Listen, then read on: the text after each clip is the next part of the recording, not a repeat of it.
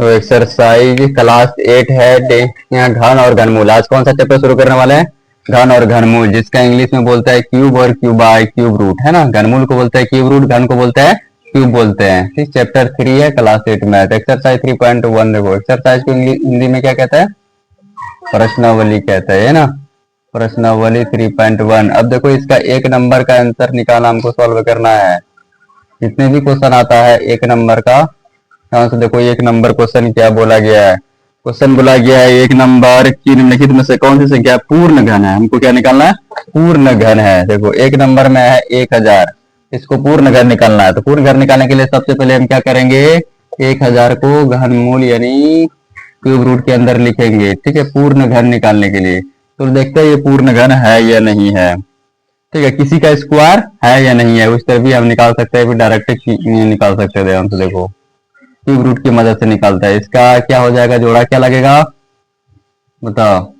Direct हम करते हैं 10 गुना 10 गुना 10 है, 3 का जोड़ा निकल गया। क्या निकल गया? 10 10 निकला ना। ये 1000 जो है वो किसका क्यूब है पता है ना? 1000 जो है, क्योंकि 1000 10 का क्यूब है, इसका मतलब किसी ना किसी का घन है ना।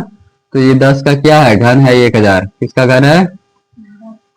10 का क्यूब बराबर 1000, क्योंकि अतः लास्ट लिख दो, अतः यह एक क्या है? एक पूर्ण घन है। ये क्या है? समझ गए?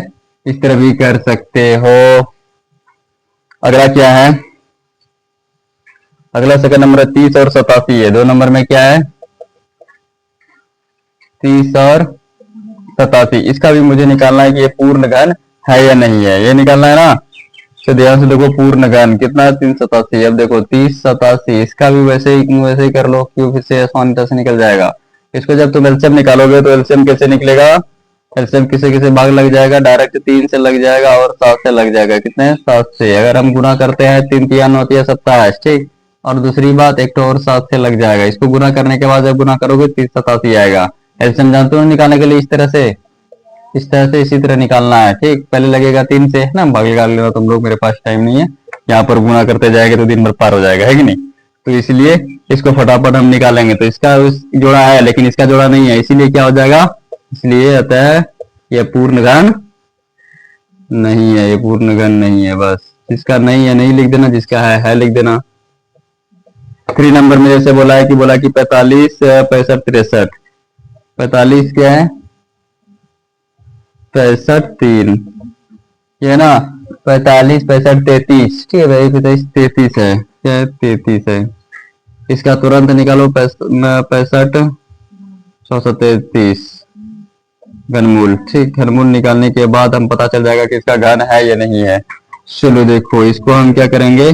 इसको 7 गुना 7 गुना 7 है। ठीक है, इसका और फिर 11 गुना 11 11 गुना 11, यानी इससे हम गुना करेंगे तो क्या हो जाएगा? सबका देखो जोड़ा लग रहा है ना, क्यूब। क्यूब मतलब होता है 3 तो बाहर निकालना है ना, 3 निकालना है। 3 जोड़ा में 3 3 3 का जोड़ा लगाना है। तो अगर 77 हो जाएगा तो इसका घनमूल निकल गया हमारा। इसका मतलब ये 77 का घनमूल है। किसका घनमूल है? 77। तो आता है जिसका घनमूल निकल जाए समझ जाना वो घन है, पूर्ण घन है। जिसका घनमूल ना निकले वो पूर्ण घन नहीं है। अतः यह क्या लिखोगे? पूर्ण घन है। अब चौथा नंबर क्या है? चौथा नंबर बोला गया है कि 10 64 80, 10 64 80, यानी इसका भी निकालना है। इसका भी घनमूल निकालना है, इसका घनमूल निकालना है। तो इसका घनमूल निकालने के लिए क्या करना होगा? इसका जोड़ा लगाओ फटाफट। कितना जोड़ा लग जाएगा? 2 गुना 2 गुना 2, एक क्यूब लगा देंगे। और उसके बाद क्या लग देंगे? 5 गुना, फिर 11 गुना 11 गुना 11। ओके, अब जिसका जिसका जोड़ा लगो, 3 का 2 का जोड़ा लग रहा है, 11 का जोड़ा लग रहा है, लेकिन 2 और 5 का जोड़ा नहीं लग रहा है, जो बच गया है। इसीलिए लिख दोगे अतः, अतः क्या लग दोगे? अतः यह पूर्ण घन, यह पूर्ण घन नहीं है। क्या है? नहीं है। ठीक, अब देखो 5 नंबर क्या कहता है? 5 नंबर है 4608 है। 4608 का हम क्या निकालेंगे? घनमूल निकाल के देखेंगे। निकला तो पूर्ण घन, नहीं निकला तो कोई पूर्ण घन नहीं है ये। ठीक, 2 गुना 2 गुना 2। ठीक, 2 गुना 2 गुना 2। उसके बाद 2 लास्ट में जो लग जाएगा वो 3 से गुना लग जाएगा। किससे लग जाएगा? 3 से। अब देखो इसका जोड़ा है, इसका जोड़ा है, इसका जोड़ा है, लेकिन 3 का जोड़ा इसका जोड़ा नहीं है। अतः क्या लिख दोगे? अतः यह पूर्ण घन नहीं है, लिख दो एकदम। ये हमारा खत्म हो गया आंसर, 1 नंबर फुल्ली खत्म। चलो सेकंड नंबर देखो, क्वेश्चन नंबर 2। अगर हम क्वेश्चन नंबर 2 की बात करें तो देखो क्वेश्चन नंबर 2 कैसे बनेगा। सेम बिल्कुल वैसे ही बनाना, बस थोड़ी सी अंतर है इसके अंदर। तो क्वेश्चन बोला किया गया है कि प्रत्येक के लिए वह सबसे छोटी संख्या ज्ञात कीजिए जिससे निम्नलिखित संख्याओं को गुना करने पर पूर्ण घन बन जाए। ठीक है, वो निकालना है, पूर्ण घन बन जाए। तुरंत 256 का क्या निकालोगे? एलसीएम निकालना हो। क्या निकालो? एलसीएम। तुरंत एलसीएम यहाँ पर निकाल लेते हैं। 256 का एलसीएम। 2 का 2 दूनी 4 2 16 हो गया 64। ठीक है, अपने से लगा लेना। उसके बाद क्या हो जाएगा? 16 हो जाएगा। उसके बाद 2 16 2 चौके 8, फिर 2 दूनी 4। क्या 2 हुआ? 1 2 3 4 5 6 7 8। कितना हुआ? 8वां। इसका मतलब 256 का मेन क्यूब। उसके बाद क्या ले जाएगा? इसके रूट के अंदर जितने भी ये है, क्या होता? 8 होता ना। तो गुना दो सबको एकदम इसके अंदर लिख लो। अब ध्यान से देखो, इस 3 जोड़ा है इन दोनों का, लेकिन इस 2 जोड़ा है नहीं है। तो जीरो मतलब कि नहीं है जिसका जोड़ा, वही पूरी कोई सबसे छोटी संख्या हो जाती है। क्या हो जाती है? सबसे छोटी पूछी है कि सबसे बड़ी पूछी है? सबसे छोटी संख्या है, जिससे निम्नलिखित संख्या को गुना करने पर प्राप्त हो सके, है ना, सबसे छोटी संख्या। अतः वह सबसे छोटी संख्या, वह सबसे छोटी संख्या क्या हो जाएगी? 2 हो जाएगी, है ना। 2 से गुना करेंगे यहाँ पर तो क्या हो जाएगा? 2 से गुना करने पर ये पूर्ण घन बनेगा कि नहीं बनेगा? इसीलिए वही सबसे छोटी संख्या 2 ही है, जिससे मतलब हम गुना करने पर पूर्ण घन बन जाएगा। इसलिए राइट आंसर क्या हो जाएगा? 2। इसीलिए अब 2 नंबर का सब अपने बना लेना। तो 128 में पूछा सबसे छोटी संख्या क्या हो जाएगी। तो 128 का क्या निकालना है? क्यूब निकाल लेना। जिसका जोड़ा नहीं होगा क्या हो जाएगा? वही सबसे छोटी संख्या हो जाएगा। ठीक, ये हो गया। अब देखो प्रश्न 4, इसका 2-3 नंबर सबसे वैसे ही बना लेना जैसे बनता है। क्वेश्चन नंबर 4 ध्यान से देखो क्या कहता है। क्वेश्चन नंबर 4 कहता है कि वह संख्या 5 से गुना करने पर उसका घन मतलब कि कितना गुना हो जाएगा। ठीक है, अगर मान लेता है कि वह संख्या, अगर वह संख्या क्या हो जाएगी, वह संख्या अगर 1 है तो क्या करेगा? 1 का क्यूब कितना हो जाएगा? 1 गुना बराबर कितना? 1 होगा कि नहीं होगा? और 1 को अगर 5 से गुना करेंगे तो 5 गुना होगा कि नहीं होगा? 5 का 5 हो जाएगा। तो अब हम जो करेंगे, देखो यहाँ पर अगर 5 का क्यूब हो जाएगा, कितना हो जाता है 5 का क्यूब? तो संख्या मतलब अगर 5 से गुना करें 5 हो गया, तो 5 का घन करना होगा ना, क्योंकि किताब तो मतलब कि घन और घन में चैप्टर पढ़ रहे हैं। तो पूछा है गुना गुना कर, घन कह रहा है कितना गुना होगा, तो घन पूछा है ना, तो 5 हो जाएगा बराबर 125 हो जाएगी। ठीक, तो 125 गुना हो जाएगा। लेकिन कैसे 125 गुना होगा? क्योंकि 125 को अगर हम 1 से हम भाग लगाएंगे, क्योंकि यहाँ पर 1 माने थे, यहाँ पर 1 से अगर हम भाग लगाते हैं इसमें से 1 का क्या हो जाएगा? 1 होगा कि नहीं होगा? फिर यहाँ पर 2 उतरेगा, 2 एका 2 हो जाएगा। फिर 5 उतरेगा, 5 एका 5 हो जाएगा। तो देखो 125, क्योंकि भाग फल के गुना बोला था, है ना, तो 125 गुना 125, तो अतः लिख देना अतः वह संख्या, अतः वह घन 125 गुना हो जाएगा। नहीं हो रहा है? उसी प्रकार अब 5वां नंबर ध्यान से देखो। प्रश्न 5 क्या कहता है? प्रश्न कहता है 5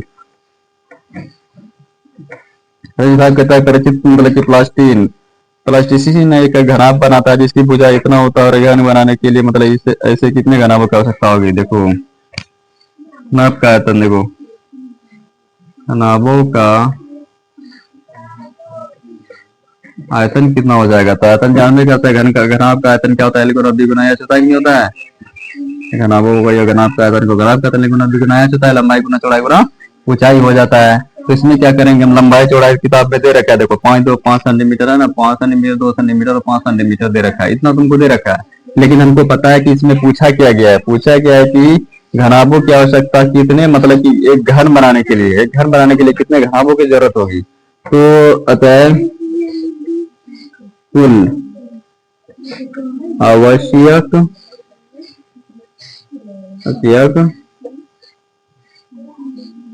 घनों, ठीक है, घनाभों की संख्या जो भी कितना हो जाएगी। ध्यान से देखो, यहाँ पर हमको देखो क्या चाहिए, अगर घन चाहिए तो घन का क्यूब क्या होता है, घन बराबर क्या होता है, फॉर्मूला पता है तुमको, घन बराबर ए क्यूब होता है, कितना क्यूब, ए क्यूब, ये इसका आयतन होता है। लेकिन तुम पूछा है कि इसको आयतन होता है तो इसका मतलब साथ साथ जोड़ा चाहिए हमको। अगर ये देखो यहाँ 5 है तो इसका मतलब और एक तो 5 3 दूर 5 है तो एक और 5 चाहिए, देखिए 2 है तो इसका मतलब और 2 तो चाहिए नहीं चाहिए, तो इसी को पकड़ के यहाँ से गुना कर देना है, 2 गुना 2। अतः मतलब कि कुल घनाभों की मतलब घन बनाने के लिए क्या होगा, अतः आवश्यक घनाभों की संख्या कितनी हो जाएगी, 5 के 20 सेंटीमीटर, 20 सेंटीमीटर संख्या है ना, 20 हो जाएगी, कितनी हो जाएगी 20। ये हमारा राइट है। 6 नंबर क्या कहता है, 6 नंबर कहता है कि प्रतिरूप को देखिए, प्रतिरूप, प्रश्न 6 बोला है कि क्या करना, प्रतिरूप देखना। कहता है कि अगर 1 का क्यूब अगर 1 है, 1 का क्यूब कह रहा है 1 है, अरे 1 का क्यूब कह रहा है प्लस 2 का क्यूब कह रहा है कि अगर 1 प्लस 2 का स्क्वायर है, फिर यहाँ पर कह रहा है कि 1 के क्यूब प्लस 2 का क्यूब प्लस 3 का क्यूब है, तो बराबर 1 प्लस 2 प्लस 3 का स्क्वायर है, ये कह रहा है।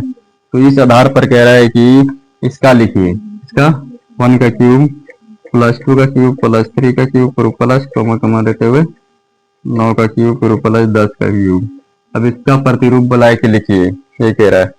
इसको किस तरह लिखेंगे, इसका इधर देखो, इधर था मतलब कि 1 का क्यूब तो इधर स्क्वायर कर रहा है, सब में कर रहा है कि नहीं कर रहा है, तो इसमें भी हमको स्क्वायर ही कर देना है। देखो यहाँ पर 1 2 3 था तो सबको लिखा है इसके अंदर, यानी 1 प्लस 2 प्लस 3 प्लस लिख देंगे 4 है कि नहीं है, उसके बाद 5 6 7 8 9 हो गया 10 हो गया, सबको कर दो क्यू स्क्वायर कर दो, है ना, सब स्क्वायर कर रहा है। फिर प्रतिरूप देखना है, ये रीजनिंग तरह सवाल होता है, ठीक, इस क्षेत्र हो गया, बस ये हो गया आंसर, ठीक, और कुछ नहीं करना है, समझ गए। प्रतिरूप सिंबल देखने के लिए बोला था, गुना करने के लिए थोड़ी बोला। देखो जिस तरह बोल रहा था इसको किए, इसको इसको इसको, वैसे ही हमको इसको करना है। ओके, अब लास्ट प्रश्न बोला गया है 7 नंबर, तुम लोग ऑटोमेटिक बना लेना।